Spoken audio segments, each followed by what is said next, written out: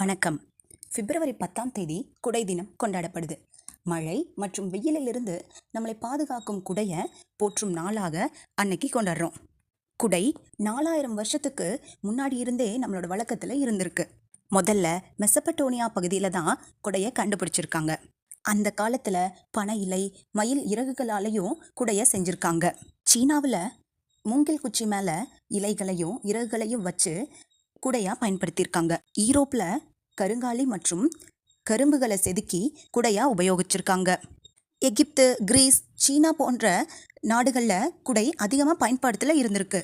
இந்தியாவில் நம் முன்னோர்கள் கோணிப்பைகளையும் அடர்த்தியான துணிகளையும் மழைக்காலங்களில் பயன்படுத்தியிருக்காங்க. நாகரிகம் மாற மாற இந்தியாவில் குடை பயன்பாட்டுக்கு வந்துருச்சு.